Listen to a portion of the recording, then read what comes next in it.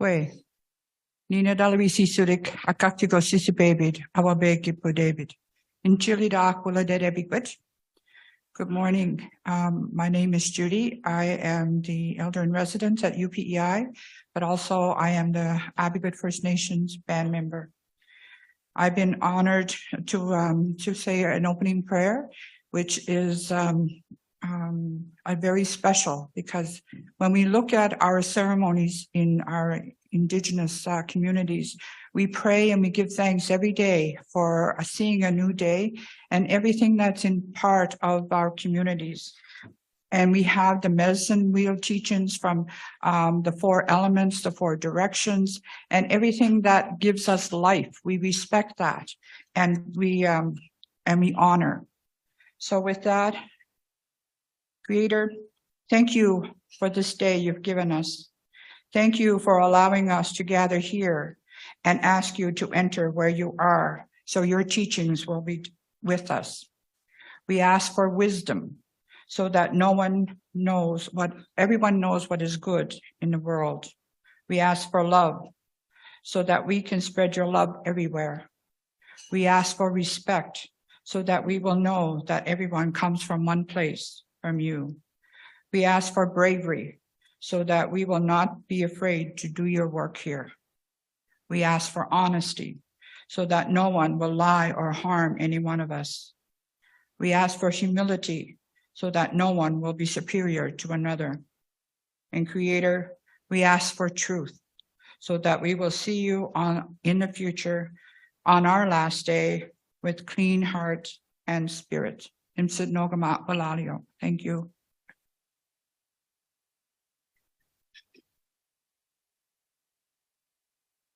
Thank you, Judy.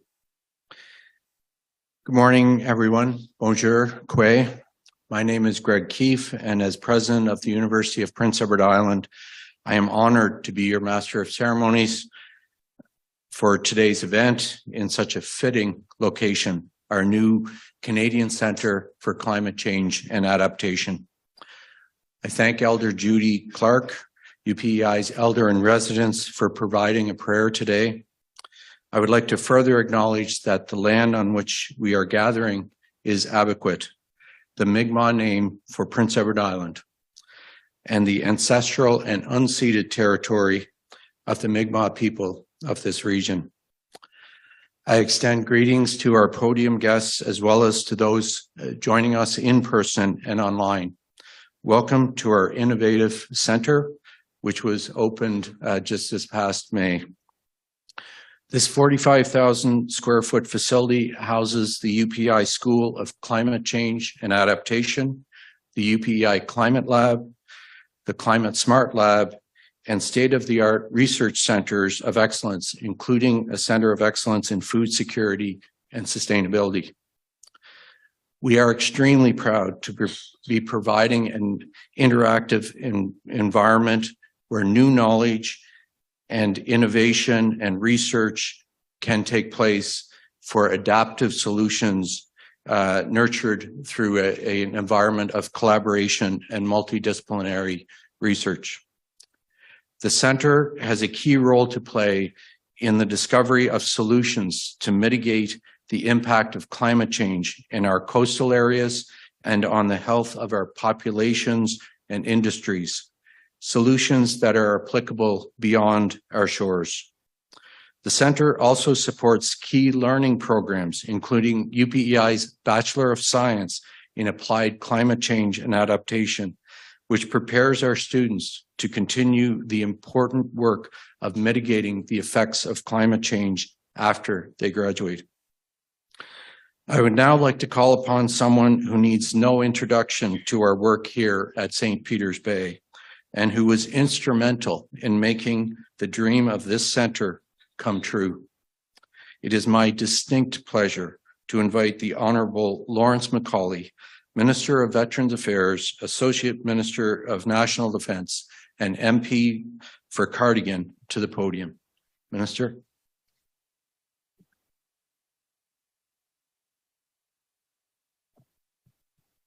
Thank you very much, President Keefe. Minister Blair, Minister Petitpas Taylor was going to be here, but connections caused some difficulty. She will be with us virtually. Minister Myers, Chief Gould. It's always a pleasure to be here. I see a former Premier and former Senator, Catherine Colbeck. My wife, Frances, I better say that. Junior, you know how important that is. But out of question, this is a very serious time in the world, and it's I don't have to tell you what took place. Fiona crashed through Prince Edward Island and ripped through Atlantic Canada. It was without a doubt the worst storm we ever encountered here in this area. And 2 months later, you can see that we're still certainly dealing with the effects of Fiona. We've seen the destruction that it caused with our homes, businesses, and communities. And it's hard to believe, but we did experience it here. But just to go to New Frege Harbor from here, the road was blocked. Not blocked with snow or anything else, trees. We lost a major portion of our softwood in this province because of Fiona. Folks lost homes and livelihoods. Wharves were washed out to sea. Bill and I were just down in Redhead. It's hard to believe, even if you look at it, just the waves are still in the wharves that is there. Nature can be very destructive. And as a farmer, I have to say, and being a farmer for a good portion of my life, to see the destruction it did to crops, to see the burns destroyed, to see the cattle killed in the burns. It's a big job to put a dairy herd together. You can't buy it. You put it together. And the destruction it's heartbreaking. And then Cavendish Beach just took the sand away, took our beach away. And people around here know the wharves up in the north side, they were destroyed too. So it's so devastating. It's sad, really, to see. The reality is that all Canadians continue to experience significant weather events, and Bill Blair is used to this. We're experiencing this right across the country, but we certainly experienced it here. Nobody has to tell us about climate change. Nobody has to tell us about storms. When you have it clocked at over 200 kilometers an hour in New Frege. You know, we have to build, we say we're going to build back and build better, and we will. But we have to do that because, quite simply, for an example, those people had posts under buildings and were 4.5 feet in the ground. Not enough. Blew the building away. Same thing has to be done with wharves. We have to build better and build stronger, and we will do that. That's what the announcement is about today. And I have to say, it's a great honor for me to be here at St. Peter's, my home, in this extension to the university.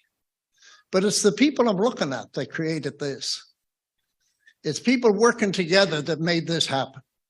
If we didn't have the Greenwich Park, which is part of the research for this institution probably wouldn't be here. So it's a great honor for me. It's a very fitting location. It's known across the country to be what it is, and it can do nothing but expand because we need it. We need the expertise that are here and the expertise that are across the country. Now that's enough for me, but it's a great pleasure to introduce to you a great friend of mine, a great minister. I better read what he is. Bill. But anyhow, Bill Blair is president of the King's Privy Council for Canada, Minister of Energy Preparedness. And that's quite a task at this time in the country and in the world. It's a great pleasure for me to present to you Bill Blair, Minister.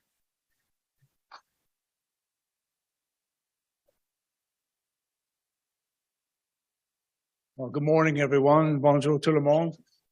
It's always a bit of a challenge to follow someone as eloquent and as experienced as Lawrence MacAulay. And for all of us who are joining us here today, let me tell you, when this is a very important announcement for our country, but it's an important announcement for every Canadian as well. And when we were discussing where should we make this announcement, Lawrence advocacy for his home, for St. Peter's, for all of you. He talked to me so eloquently about the impact of Fiona on his community, but he also talked to me about the incredible strength and resilience of the people of his community in Prince Edward Island. And so there really was no other choice but to come here. We had to come here. And I'm very proud to stand here in this remarkable place. And this is indeed a remarkable place, not only because it's a remarkable community, but the University of Prince Island's Canadian Centre for Climate Change and Adaptation. What could possibly be a more appropriate location for the announcement of Canada's National Adaptation Strategy? Now, before I begin my remarks, and I know I'm already well into them, but before I begin, I'd like to begin by thanking Elder Judy Clark for her opening prayer. And I also want to join in the acknowledgement that we are gathered on the traditional and unceded territory of the Mi'kmaq people and the Wabanakis people.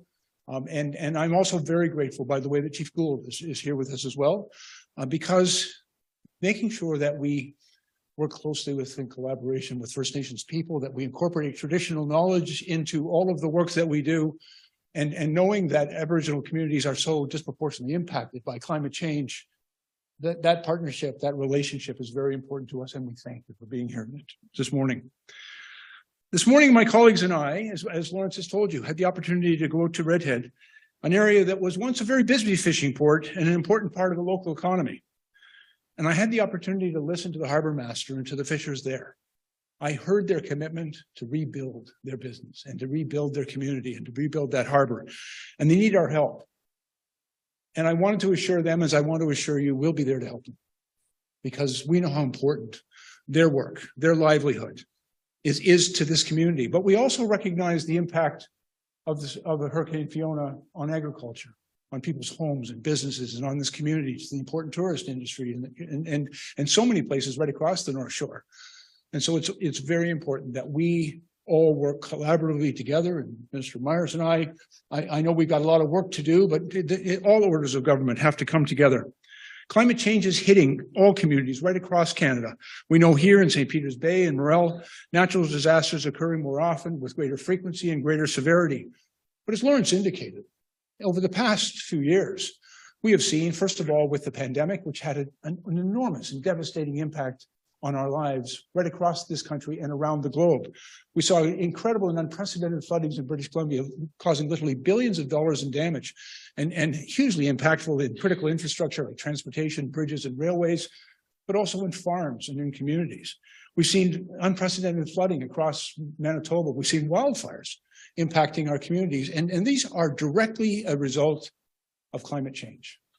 And what we are seeing in the last few years, not just in Canada, but around the world, an increase in the frequency and severity of climate-related events. And it demands action from us, not just actions from any one order of government, but from all of us, for every Canadian. And that's really what I want to talk about today, because we are all committed to meeting this challenge. And it is an enormous challenge for us going forward, but we need to address it head on.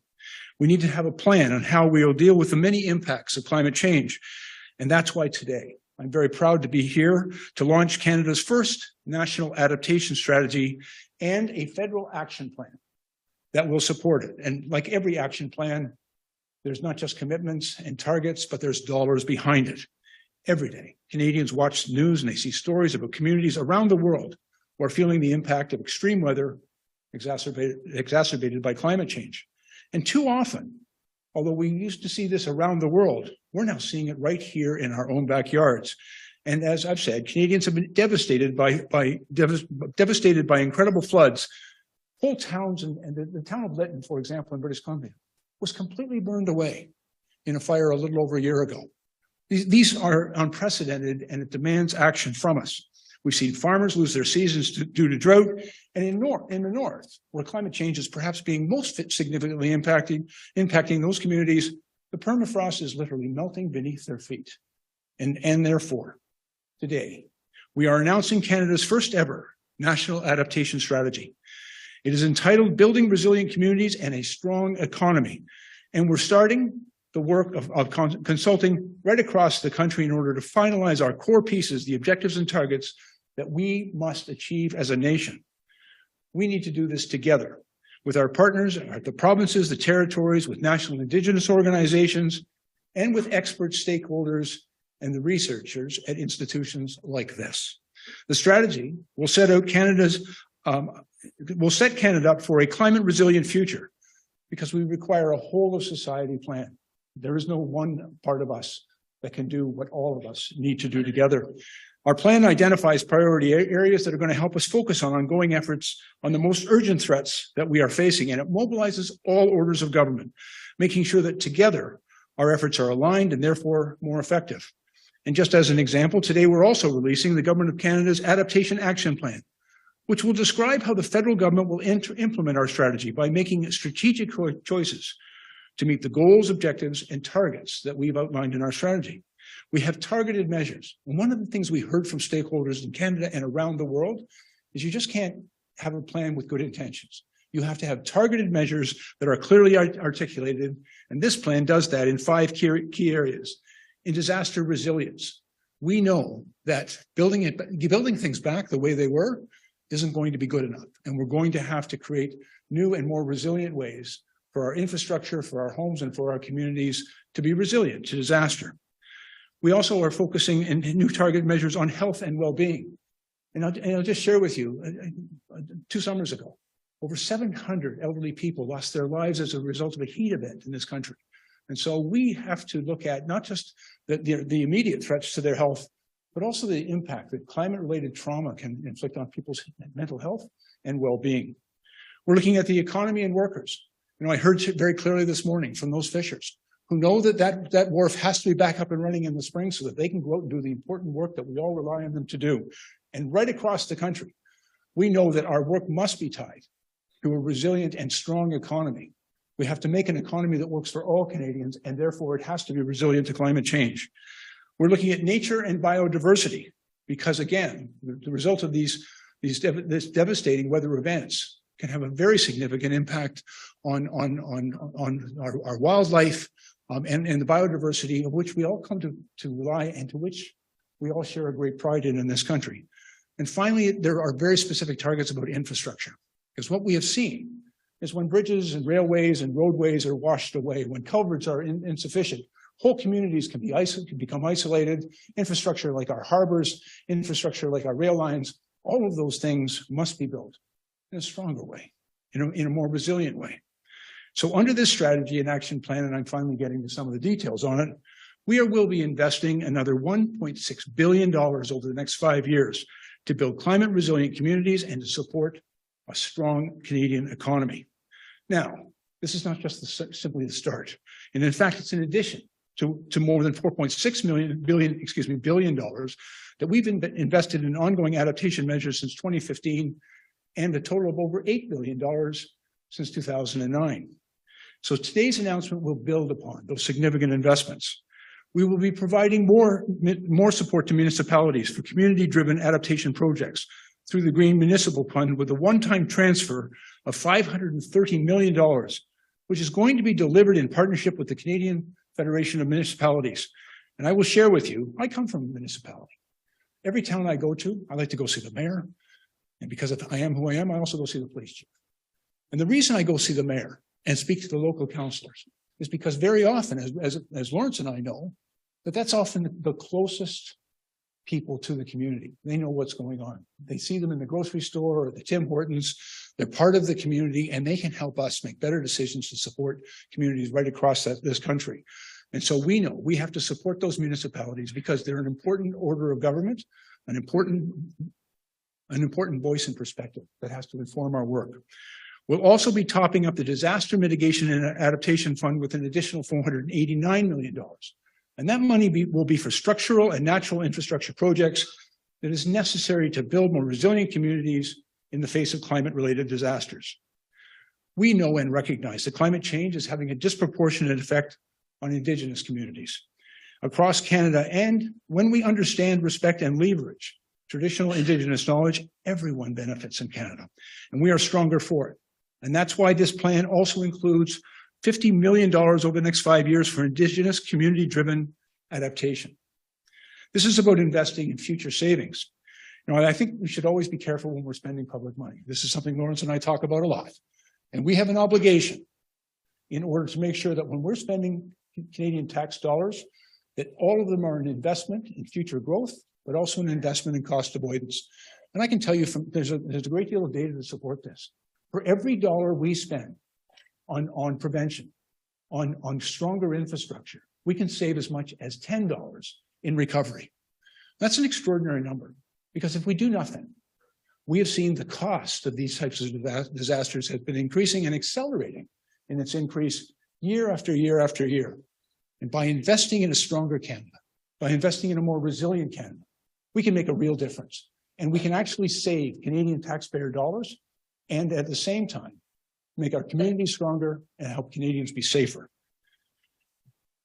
This is, as I said, we're investing in future savings, and the evidence is overwhelming and clear. This is the right thing to do. Today's release of the National Adaptation Strategy for consultation represents a very important step forward in our collective commitment to advance climate change adaptation in Canada. We need to get this right. And that is our government's commitment to Canadians. Getting it right is about talking to Canadians. It's about research. It's about partnership. And we are committed to getting this right for all Canadians. And as we work with our partners to build on our shared priorities that are laid out in this strategy and the document released today, we'll continue to update the action plan because new evidence is coming in. We're learning not only from our own experience and research, but from what's going on around the world. We're going to be going beyond cutting carbon pollution and preparing our communities for impacts of climate change. That's a very important strategy. We have to confront climate change and take real action to slow down its impacts. But we also recognize those impacts are happening right in our country right today. We saw in Fiona, we saw in the terrible floods in British Columbia, we've seen in wildfires across this country. We need to act now, and in order to make sure we do it right, we're building smarter and using climate data better. We're changing how we do business, and we're harnessing nature to protect our communities. Before I conclude my remarks, I'd be remiss if I didn't acknowledge the work of a number of my colleagues, in particular, Minister Stephen Guilbeault, who's our Minister of Environment Canada.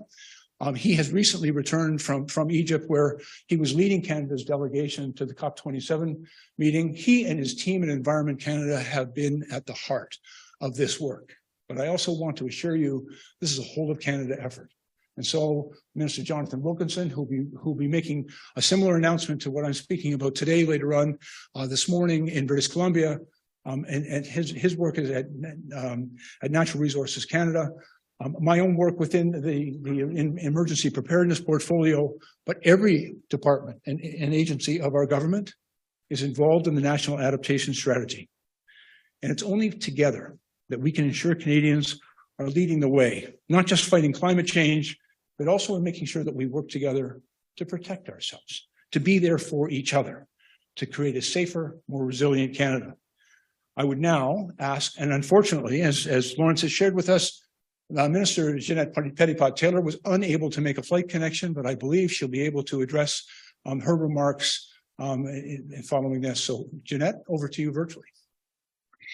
Thank you so much, Bill. Bonjour tout le monde. It's unfortunate that I'm not with you in person, but I'm still happy that we were able to join you virtually. I also want to say a special good morning as well to my friend and colleague, Minister MacAulay. Minister MacAulay, again, I wanted to be with you side by side today with you and Bill. But again, as you've indicated, because of flight connections and delays, we weren't able to make it. But we'll see you again next week here in Ottawa. I'd also like to take a moment to thank Elder Judy Clark for her words of wisdom this morning. I really can't think of a better way to start an announcement than having our elder present. So thank you so much for your words and your wisdom, Elder Judy. And finally, I also wanted to say a special good morning to President Keefe. I've had the privilege of being in your institution a few weeks ago now. We weren't able to meet in person. I was hoping to do that again.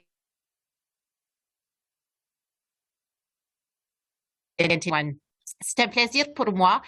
Comme j'ai dit, on aimerait être là en personne, mais au moins je peux vous rejoindre d'une manière virtuelle au centre magnifique, le Centre canadien sur le changement climatique et d'adaptation de l'Université de l'île du Prince-Édouard. Le mois dernier, comme je l'ai bien dit, j'ai eu la chance de visiter les belles installations du centre et de constater le travail accompli par les étudiants passionnés et talentueux de l'Université de l'île du Prince-Édouard. Aussi, j'ai eu la chance, quand j'étais à l'île du Prince-Édouard, de voir personnellement les dommages que l'ouragan Fiona avait causés d'un bout à l'autre de votre belle île. J'ai eu la chance de visiter Wellington, une école qui se nomme l'école Évangeline, qui avait vraiment perdu leur toit à cause de l'ouragan Fiona. Aussi, j'ai eu la possibilité, la chance de rencontrer un pêcheur et on avait été visiter le petit port. Puis le pêcheur en question nous avait dit que la destruction était incroyable. Fait que nous voyons réellement l'impact de ces événements. Et puis, encore une fois, l'ouragan Fiona a été un très bel exemple. Puis, c'est vraiment un phénomène qui risque malheureusement de se reproduire dans le futur. Le Canada Atlantique n'était pas prêt à affronter la plus forte tempête tropicale de ce siècle. Les vents violents et les ondes de la tempête ont sévèrement érodé les côtes, ont endommagé et détruit des maisons et ont même causé des décès. Bien des sinistrés sont encore dans la phase de reconstruction et je empathise avec eux. Fiona est la preuve que les conséquences réelles des changements climatiques sont maintenant à nos portes et nous devons agir maintenant pour lutter contre ce phénomène. Des tempêtes comme Fiona se produiront plus souvent et leurs impacts seront pires. Cette situation entraînera des coûts plus élevés pour notre économie et plus de destruction pour nos communautés. Au cours des 3 prochaines années, la perte annuelle associée à ces phénomènes climatiques s'élèveront à 25 milliards de dollars et elle pourrait même atteindre jusqu'à 101 milliards de dollars par année d'ici 2050. Les changements climatiques n'auront pas seulement des conséquences sur notre sécurité, mais aussi sur notre approvisionnement alimentaire ainsi que notre qualité de vie. Ils affecteront grandement notre économie et rendront la vie moins abordable pour les Canadiens. Voilà pourquoi que notre gouvernement annonce aujourd'hui la première stratégie nationale d'adaptation du Canada pour bâtir des collectivités plus résilientes au changement climatique, comme l'a bien dit mon collègue Bill Blair. Cette stratégie sera notre feuille de route pour les prochaines années et nous permettra de mieux s'adapter à un climat en constante évolution. La stratégie repose sur un ensemble d'un principe directeur. Premièrement, prendre des mesures proactives pour réduire les impacts climatiques avant qu'ils ne se produisent. Aussi, de maximiser les ressources et éviter l'adaptation inadéquate. On veut aussi respecter les compétences des gouvernements et respecter les droits des Autochtones. Et finalement, de faire progresser l'équité et la justice environnementale. Ces principes feront en sorte que nos investissements futurs soient mieux calculés et mieux ciblés. La stratégie annoncée aujourd'hui est basée sur 5 piliers qui sont essentiels pour renforcer notre résilience au climat, c'est-à-dire de réduire le risque de catastrophes liées au climat, d'améliorer la santé et le bien-être des gens, de protéger et restaurer la nature et la biodiversité, de bâtir et entretenir des infrastructures résilientes et finalement de soutenir une économie forte et les travailleurs. Nous publions la stratégie nationale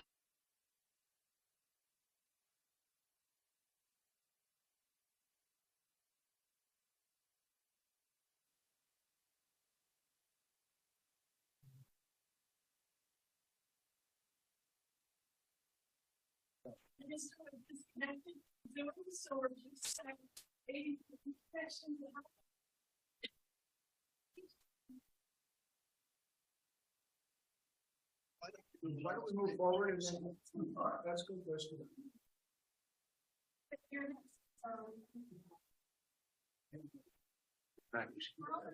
We apologize if she comes back. Yeah, well, if she comes back on, I'll just stop talking. So I'm really excited to be here today, and it's great to be able to share the stage with these distinguished guests. And I really appreciate the offer and to come out here and speak and talk about the federal plan, which I'm really excited about, and our provincial plan. Before I start, though, I do want to give a special thanks to Lewis and Marilyn Callahan, who, without their help today, I would not be here as my truck broke down in Cardigan, and they drove me over. And it got me thinking, there's only one other time in my life that my vehicle broke down and I needed to drive in the Cardigan Road, and I was 17 years old, and the person that picked me up was Lawrence MacAulay. That was in the late 80s. So every time my truck breaks down and I'm working on the Cardigan Road, Lawrence is somehow involved in my life. And that's not a bad thing. I'm really excited about this, and I'll tell you why. For a long time, Prince Edward Island has been facing the impacts of climate change, and lots has to be done still in the future, and lots of planning has to be done in order to enable money to be spent. We started in 2019 working on what our plan was to mitigate carbon and reduce our use in carbon, and we've set the fastest targets and the most aggressive targets in this entire country. We plan to reach carbon neutrality by 2040, which is 10 years ahead of the federal targets, and which is 10 years ahead of the world targets that were set in Paris at their COP meeting there in 2015. And I think that we can do it. I think that islanders see firsthand all the time what climate change is doing to our coastline, what climate change is doing through the heaviness of the storms like the one that we just saw. So earlier this fall, the provincial government released their climate adaptation strategy that talks exactly how the provincial government plans to tackle climate adaptation in the province. It has 27 points that we plan to implement in the next 5 years. So it's exciting to be part of this today because the money that we'll need to do it is going to be the major stumbling block. So I'm so happy to hear that the federal government is right where we are, that we're in lockstep as we tackle climate adaptation to help protect people from climate change that we know is already happening. And it's funny over the years how the attitude towards climate change has really changed. It's been from a speculative point of view, I might say, or maybe worse, to really everybody knows this is happening because we can see it so clearly. Fiona was the biggest eye opener for Prince Edward Island ever. The strongest winds to ever hit Canada hit Prince Edward Island during Hurricane Fiona. 40% of the trees in Prince Edward Island were lost. The coastline of Prince Edward Island was changed forever. Houses were lost. Roofs still aren't fixed. I drove by a house this morning that still has tarps on the roof because there's not enough workforce here to get them fixed in time for winter. The things that we need to do to change for climate change are the changes that need to be made or to help protect people.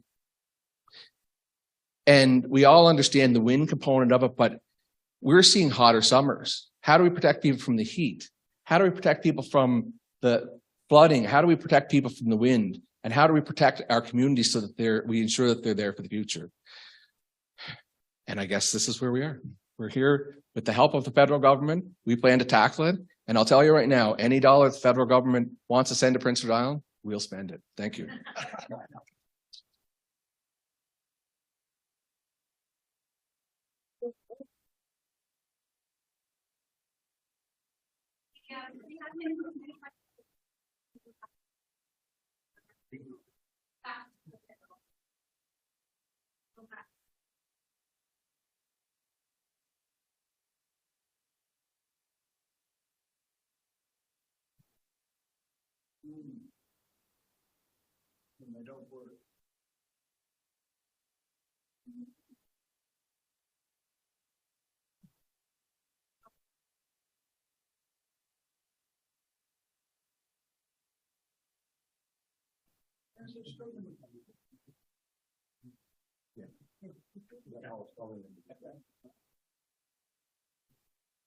So thank you, ladies and gentlemen. We're having a few technical difficulties, as you can see, but we'll carry on with our program. It's my distinct honor at this moment to introduce Chief Roderick Gould Jr., Chief of Abegweit First Nation and a real leader here in the province with respect to climate change. So, Chief Gould.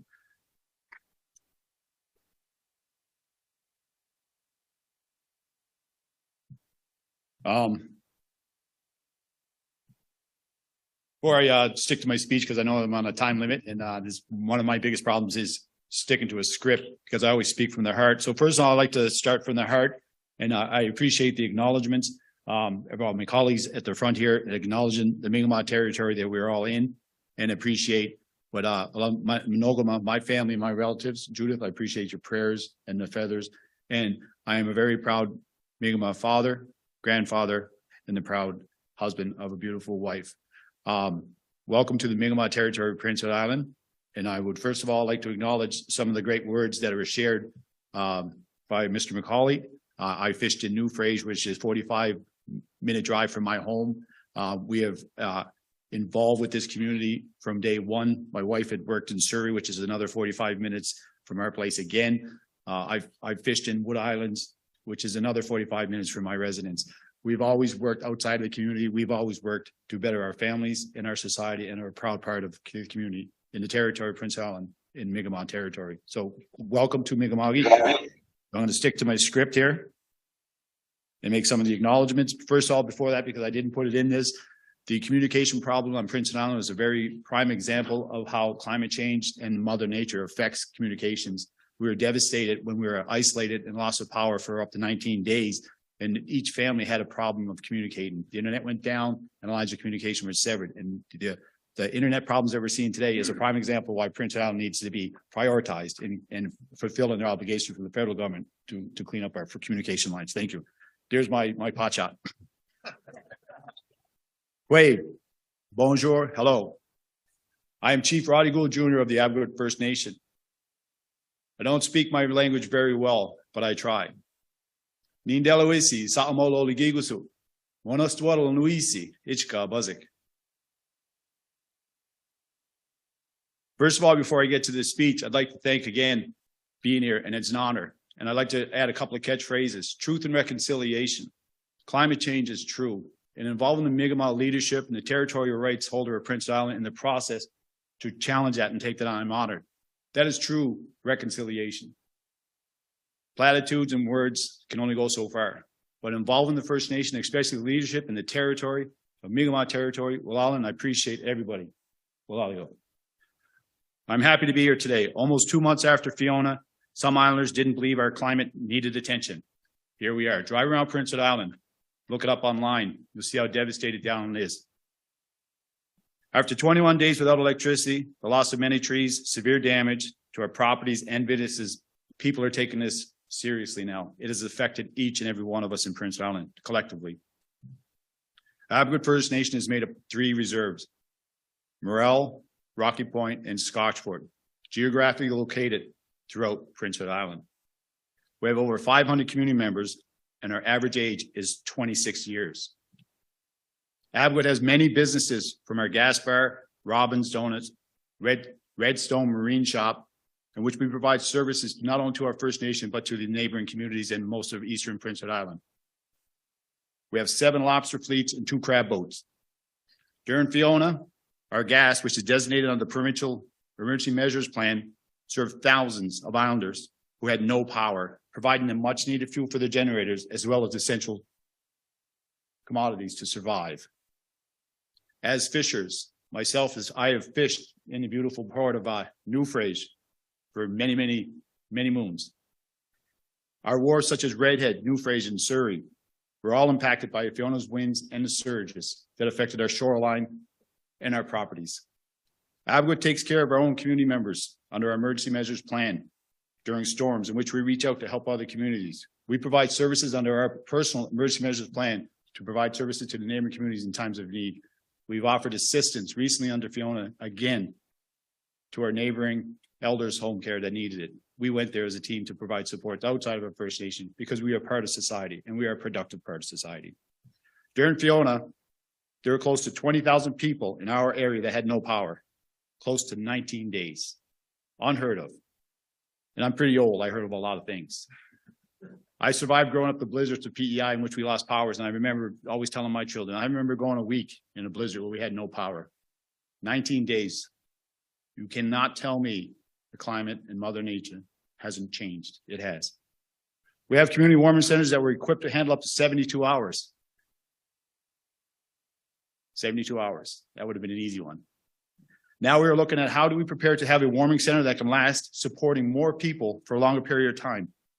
Higher winds, the devastating effects that it has on our communications, as well as our power and our ability to feed and care for our children for weeks, for 3 weeks on end. We have to change our emergency measures plan on the Abegweit First Nation to accommodate not only the future, but whatever changes and learn how to adapt to those. How do we prepare for the infrastructure to support this type of warming center? when the island electrical grid is shut down, that is something that challenges the First Nation we have to challenge and take on. We have to adapt. Abegweit First Nation recognizes the climate adaptation expertise in this center. These professionals are here to help, and I thank you, Walalio. The federal and provincial governments have programs to support people and First Nations like mine to work together.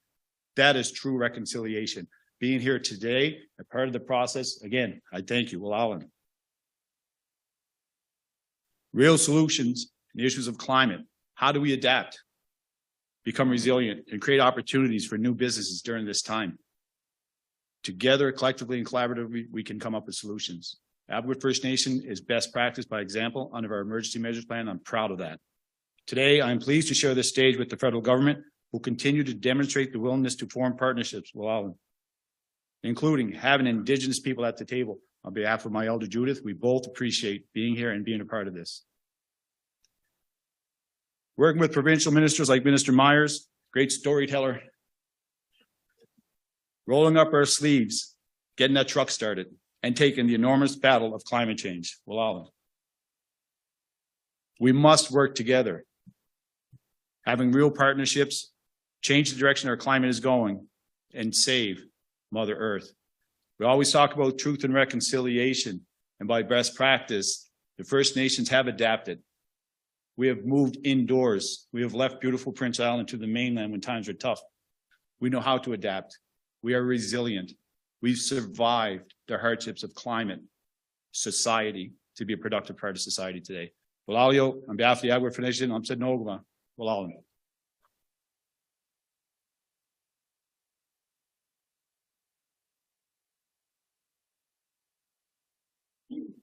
Thank you, Chief Gould. And thank you to the ministers, Blair, Petitpas Taylor, and MacAulay, for allowing us to host you at the Canadian Centre for Climate Change and Adaptation, and for us to be the host for your announcements on National Adaptation Strategy and the Government of Canada National Adaptation Action Plan. There's been much talk about the Canadian Centre for Climate Change and Adaptation. I want to take a moment to introduce our Associate Dean responsible for this program and invite him to the podium to say a few words. Dr. Aitazaz Farooque.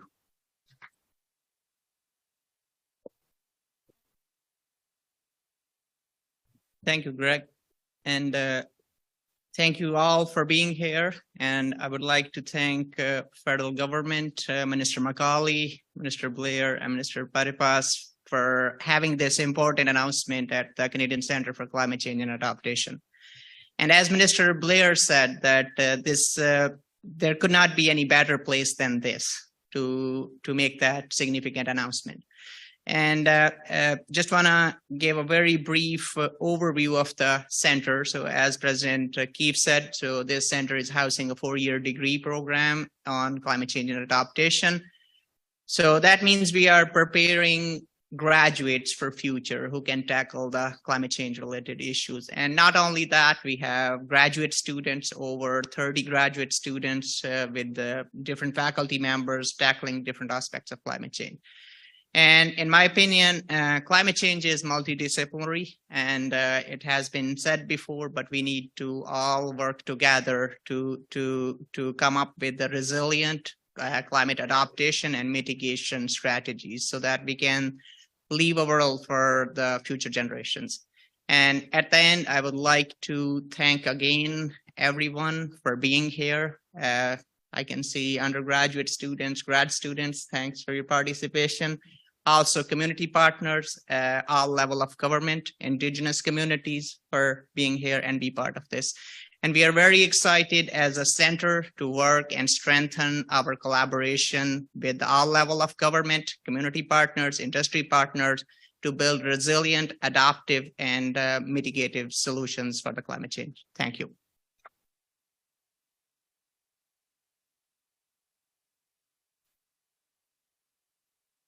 Thank you, Aitazaz.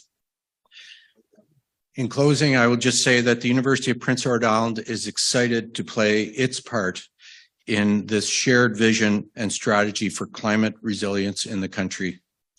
That concludes our event today. Thank you all for being here. Thank you to the podium guests. Thanks to those here in person and those participating online. Have a good day. Thank you. We'll now proceed with questions from the media. We'll start with the media who are in the room. If folks can stay at the podium, that would be great.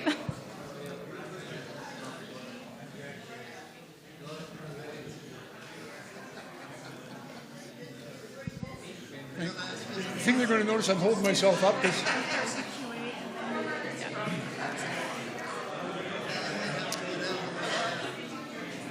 Ladies and gentlemen of the press, if this is a little difficult for you right now, I'll be happy to scrum with you if you want to set that up, or we can wait until things settle a little bit and we'll do it from here.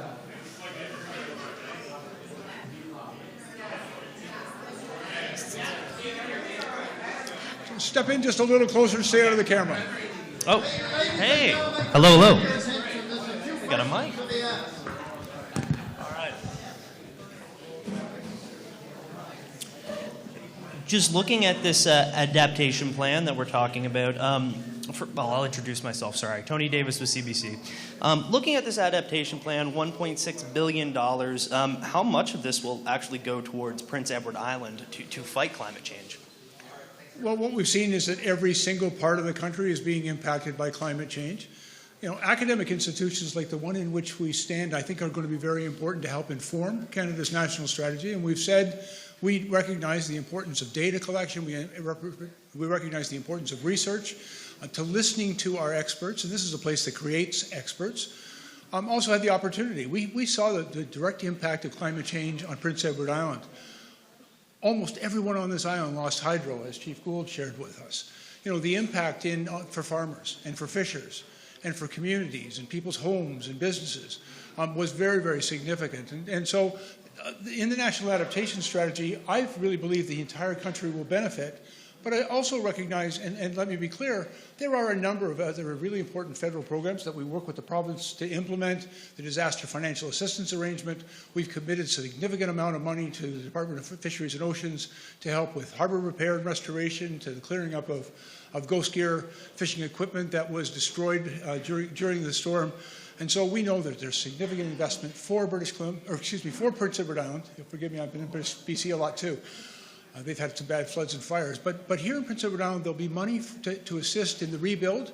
But we want to make sure that rebuild is well informed by science and research and by the best advice and collaboration that the National Adaptation Strategy is going to facilitate, because that rebuild has to create greater resilience for the whole country. And so I believe that Prince Edward Island, as we rebuild from the devastation of Fiona, will benefit significantly from these investments. Hard to put a precise dollar amount, because all of Canada is going to benefit from it.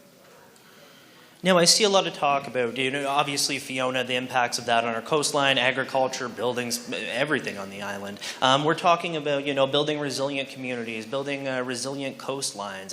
What does that actually look like? What does that mean? What is a resilient community? What does it look like? Well, part of the research that we'll be undertaking with the National Adaptation Strategy is we'll be working with our municipal and provincial partners and with communities across the country to look at building codes, where we build, how we build.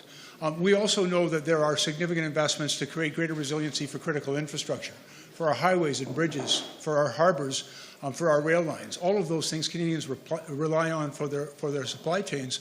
And so there is, I think, a clear need for us to work together.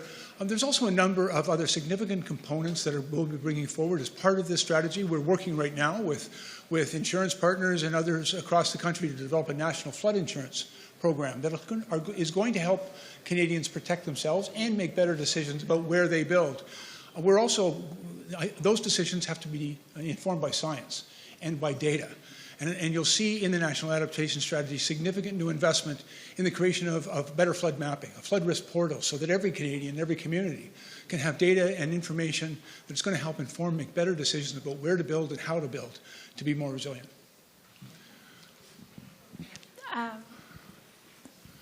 Jack Morris, CTV News. Thank you, Minister Blair. So my question is, and I'm glad you touched on this flooding a little bit, Is there anything in the action plan to address the relocation of Canadians who've lost their homes or who may lose their homes due to these water events? Yeah, we recognize, and some of the work that has been going on as a result of flooding events in British Columbia, in Manitoba, here in Atlantic Canada, is we recognize that there are some residences, some communities, and businesses and infrastructure that is at high risk because it's been built in areas that are prone to flooding. And with the increased frequency and severity of climate-related events, we're seeing many more of these floods coming. And so it is incumbent upon us not to simply rebuild in the same place and in the same way, because that just sets you up for future failure.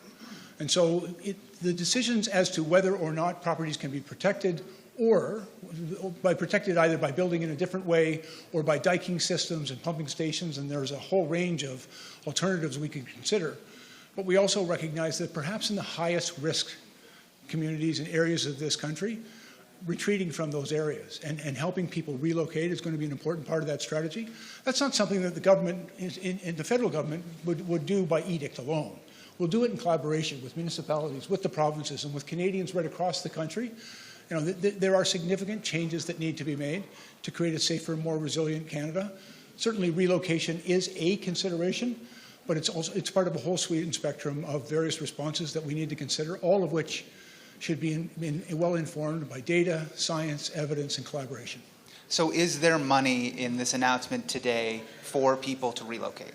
There is money for the Disaster Adaptation and Mitigation Fund that could have a component of that, but there are also other federal programs as well. And for example, we've seen devastating floods. If you don't mind, I'll just go back to British Columbia because it's the most vivid in recent memory, where we've seen, as we are bringing money through the disaster financial assistance arrangement to rebuild those impacted communities, we are also very much engaged with them at the municipal and provincial level and right in the communities about helping people make the right decision on whether that's the right place to rebuild or whether they might be safer and more resilient in another location. So relocation is a component of both the National Adaptation Strategy, but it's only one of a spectrum of responses that would be under consideration. Thank you, Minister. Hi, Gabrielle Drummond with Radio Canada. So earlier today, you have met a few fishermen in Morel, and they were saying that they don't know yet if they can work next year because all the shore is really damaged because of Fiona.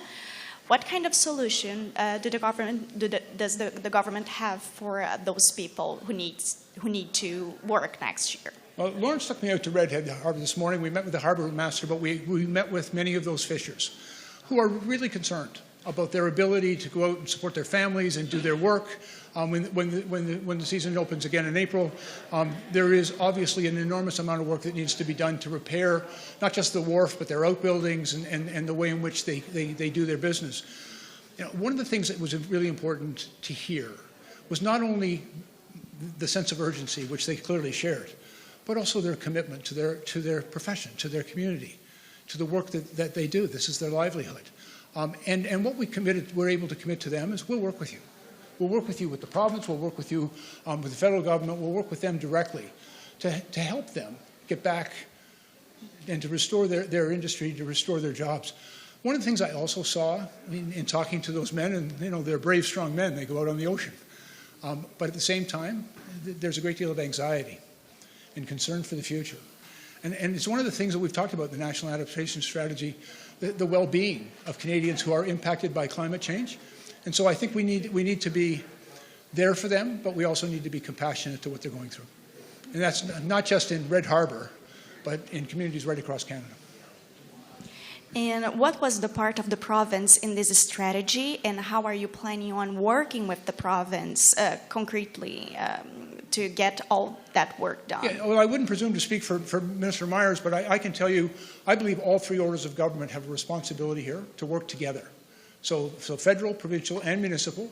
We also recognize and acknowledge the importance of First Nations leadership in these discussions. And so we all have to work together. And many of the programs that the federal government runs require partnership and collaboration with the province. And for example, I'm responsible for our government in the administration of the Disaster Financial Assistance Arrangement. It's a very significant program and important to the provinces. And so the provinces here, and they've already sent me a letter saying that they're going to work with us on this. They identify eligible expenses here in Prince Edward Island for the Disaster Financial Assistance Arrangement. And it's a fairly flexible program to identify areas where we need to come with federal funding to help in the rebuild and reconstruction. There's also a capacity within that arrangement through the province to invest in greater resilience. Up to 15% of the total can be actually invested in building back better. But it really requires really close work between ourselves and the province. And it's an interesting thing. You know, sometimes provinces and the federal government don't agree on everything, but in the business of emergency response, I think most of us put our political hats away, and it's just about helping Canadians. And so we're absolutely committed to working with all of our provincial partners right across the country, because it's the right thing to do.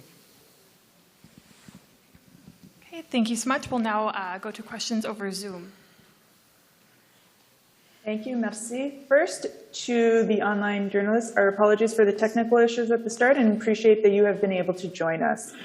Please use the hand-raising function if you have a question. We ask that you keep to one question and one follow-up. Premièrement, nos excuses pour les problèmes techniques au début. Nous apprécions que vous soyez avec nous. S'il vous plaît, utilisez la fonction main levée si vous avez une question. Nous vous demandons de vous tenir à une question et une question de suivi. First question, première question. Inayat Singh, please state your name and your outlet, votre nom et votre média. Hi, my name is Inayat Singh. I'm with CBC News in Toronto. I just had a question about the scale of funding. So you've announced $1.6 billion over a certain number of years, but other analyses have shown that that will have to be scaled up. We need much more money to meet all of the adaptation needs that are going to come online in the next decade or so. Is there a sense that the funding will have to be scaled up? What are your thoughts on that? Well, to be very clear, we're announcing the funding for the National Adaptation Strategy. We recognize in this strategy the need for greater consultation, collaboration, research, and data collection. And so there are a number of very significant components. And by the way, I have some of our experts here from Environment Canada if you have any technical questions about some of those investments. But it's making sure that as we go forward and as we know that we're going to have to deal with the impact of climate change in this country, and there will be future climate-related events, emergencies, and disasters that we're going to have to respond to. But we want to make sure that we're spending public dollars, and we want to make sure that we do it well and wisely. We want to make sure that every dollar we spend is an investment in future savings and greater resiliency and protection for all Canadians. And so a very important part of what we are announcing today is very specific targets that we will work to achieve, and also a significant investment in that research, in that collaboration. And I think clearly there will need to be significant investments by all orders of government and by all Canadians right across the country. But we want to make sure that those investments are well informed, a part of a collaborative approach to creating a more resilient Canada. And frankly, I think this is the only way to do it. It's the right way forward. And so that's what we're committed to. Thank you. Next question. Prochaine question. Valérie Gamache, please state your name and your outlet, votre nom et votre média. Hi, Minister.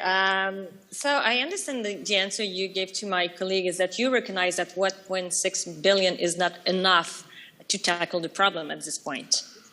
No, to be very clear, $1.6 billion is an incredibly significant and important investment in decision-making, in collaboration, in research, and putting in place a number of very significant initiatives that are going to enable us to confront climate change and to create a more resilient Canada.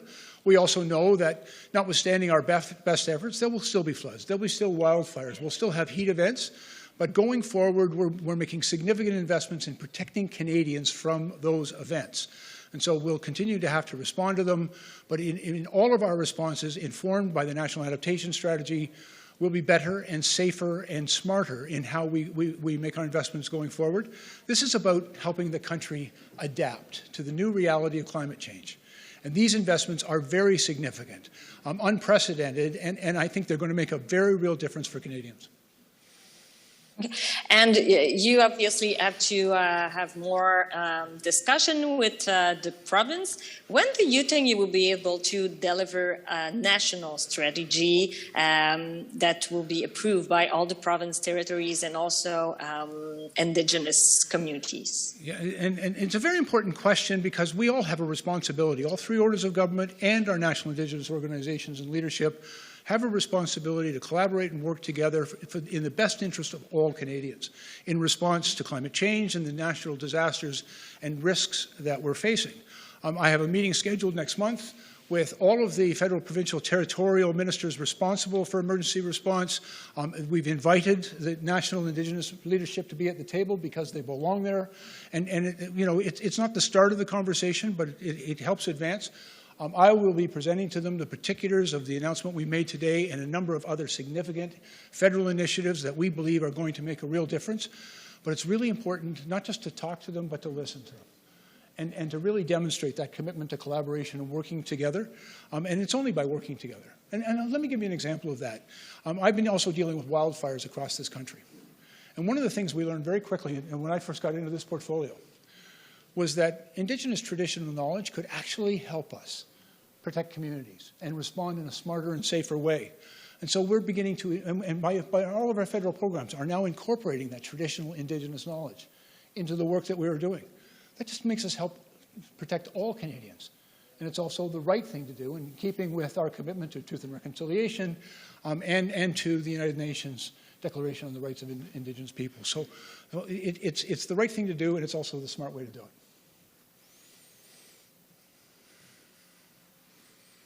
Michael Tutton, name and outlet, nom et média.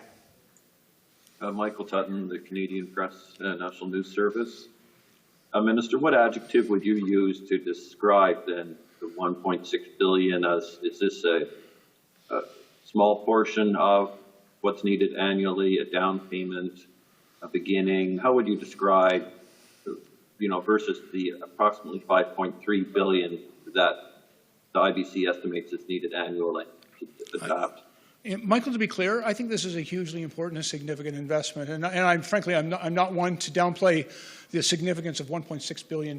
That's an enormous commitment. But it's an acknowledgement in that the size of that commitment that we need to work better together. We need to be more collaborative and more research-based, that we really need to understand the impact of climate change and make sure that not just rebuilding programs and disaster financial assistance arrangements are informed by that, but we're going to have to make some very challenging decisions going forward for this entire country on how agriculture is done and how we make sure fishers can do their job safely. It's part of an entire adaptation and approach for this country, an acknowledgement of the reality of climate change. It runs very much in parallel with the extraordinary efforts Canada is doing to tackle climate change itself. But we also recognize the importance of making sure that the country adapts to be more resilient, to be safer and stronger going forward. And we honestly believe that the investments that will be made but will be informed by this national adaptation strategy is going to help us invest those dollars in future savings. We're going to save Canadians a lot of money, but more importantly, we're going to keep our communities safe and we're going to save lives. Minister, just to give you an example, on the ground example, say Liverpool, Nova Scotia, which has flooding every year and destroying parts of its waterfront.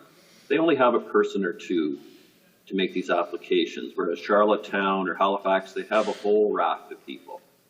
And this is a criticism of Canada's approach. It's too dependent on people applying for the money rather than Ottawa's officials getting out there and defining where adaptation money is most urgently and most effectively used. Is there something about this strategy that starts to get Ottawa's people and expertise on the ground and identifying where this is most urgently needed rather than based on whatever municipalities have the most people to apply? Thank you, Michael. It's a very good question. It's something we've been thinking a great deal about over the past 2 years.